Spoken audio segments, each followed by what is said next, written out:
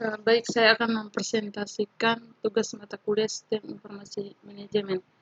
Saya dari Universitas Pamulang, atau yang disingkat Unpam, salah satu perguruan tinggi swasta terbesar di Provinsi Banten, yang didirikan pada tanggal 15 Mei tahun 2000. Kampus utamanya yang berlokasi di Kecamatan Pamulang, Kota Tangerang Selatan. Sebelum saya melanjutkan ke materinya, saya akan perkenalkan diri saya. Nama saya Rosanina Poang, NIM saya 18101140260, kelas 06 TPLM 002. Di sini saya akan presentasikan materi pertemuan 11 tentang Sistem Informasi Sumber Daya Manusia. Apa itu sistem informasi sumber daya manusia? Sumber daya manusia itu sendiri adalah individu yang bekerja sebagai penggerak suatu organisasi, baik institusi maupun perusahaan, dan berfungsi sebagai aset yang harus dilatih dan dikembangkan kemampuannya. Jadi, sistem informasi sumber daya manusia adalah sebuah sistem berbasis komputer yang berfungsi mengatur, menganalisa, dan mengolah sumber daya manusia sehingga diperoleh informasi yang tepat guna pengambilan keputusan. Tujuan sistem informasi sumber daya manusia.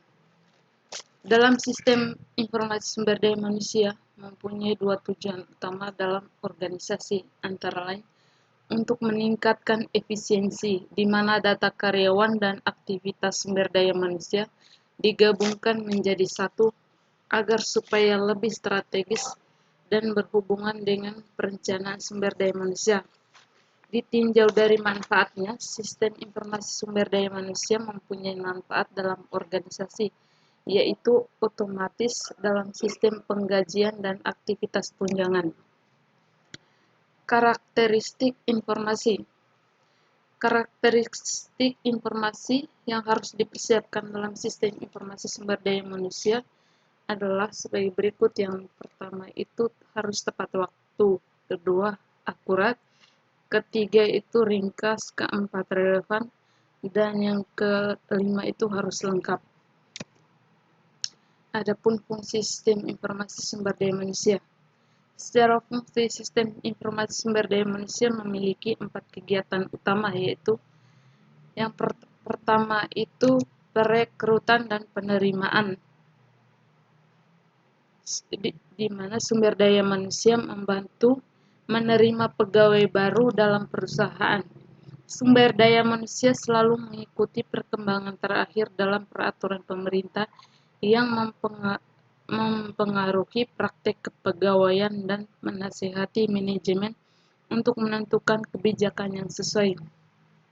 Yang kedua itu pendidikan dan pelatihan, di mana selama periode kepegawaian seseorang, sumber daya manusia dapat mengatur berbagai program pendidikan dan pelatihan yang diperlukan untuk meningkatkan pengetahuan dan keahlian kerja pegawai.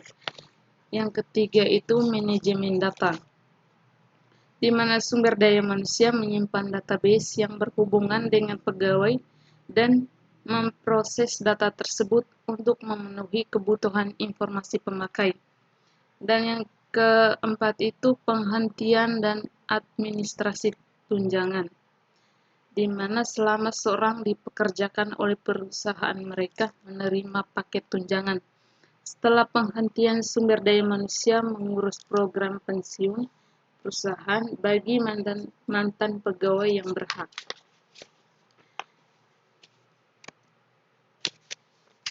Adapun komponen sistem informasi sumber daya manusia.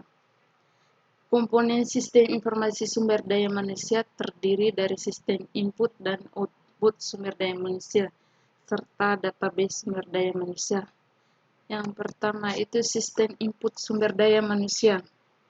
Sistem ini terdiri dari 3 bagian, yaitu 2 bagian untuk mendapatkan data internal dan 1 bagian untuk mendapatkan data eksternal. Sumber data internal dapat terdiri dari 2 bagian, yaitu data keuangan yang dapat diambil dari basis data akuntansi, Yang kedua, data sumber daya manusia non-keuangan dapat diperoleh melalui penelitian sumber daya manusia. Contohnya seperti penelitian suksesi dilakukan untuk mengidentifikasikan orang-orang dalam perusahaan yang merupakan calon bagi posisi yang akan tersedia. Contoh yang kedua itu analisis dan evaluasi jabatan, mempelajari setiap jabatan dalam suatu area untuk menentukan lingkup dan mengidentifikasi pengetahuan dan keahlian yang diperlukan.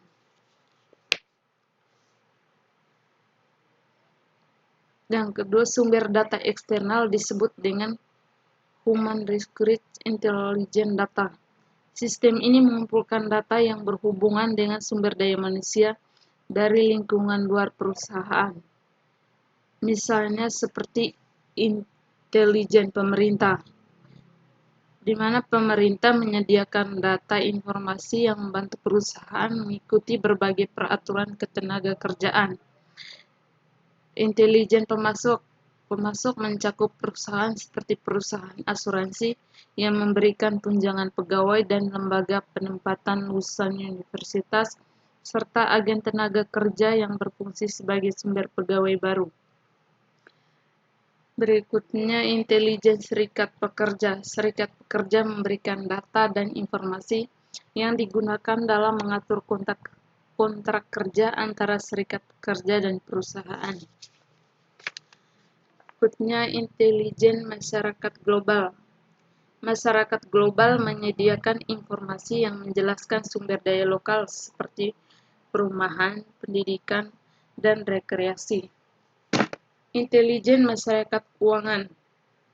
Masyarakat keuangan memberikan data dan informasi ekonomi yang digunakan dalam perencanaan personil. Intelijen persaingan dalam industri tertentu yang memerlukan pengetahuan dan keahlian yang sangat khusus. Seperti industri komputer, sering terjadi perpindahan pegawai dari satu perusahaan ke perusahaan lain. Berikutnya itu sistem output sumber daya manusia.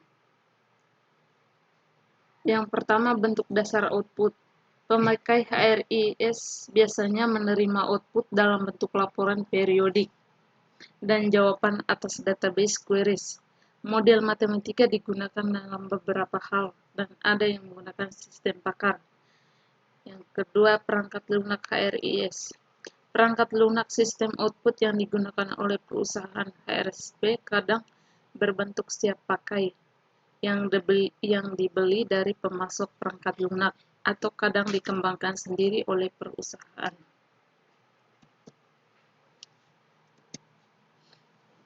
Ada 6 macam kelompok output dapat dihasilkan oleh sistem informasi sumber daya manusia.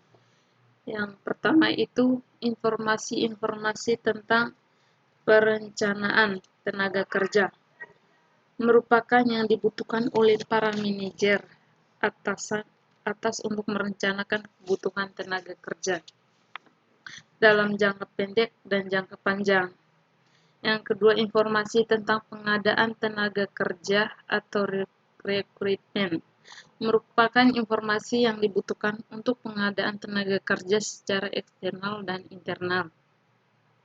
Yang ketiga, informasi-informasi tentang pengelolaan tenaga kerja, merupakan informasi yang dibutuhkan untuk mengelola sumber daya manusia di dalam organisasi.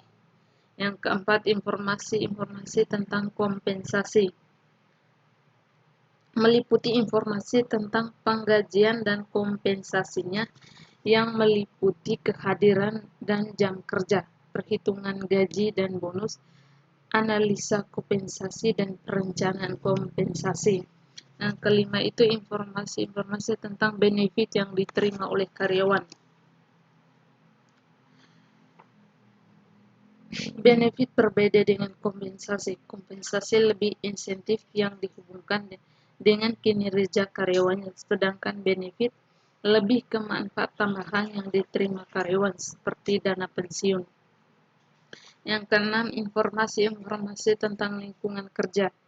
Informasi ini berhubungan dengan keluhan-keluhan kecelakaan selama kerja, kesehatan karyawan, dan lingkungan kerjanya.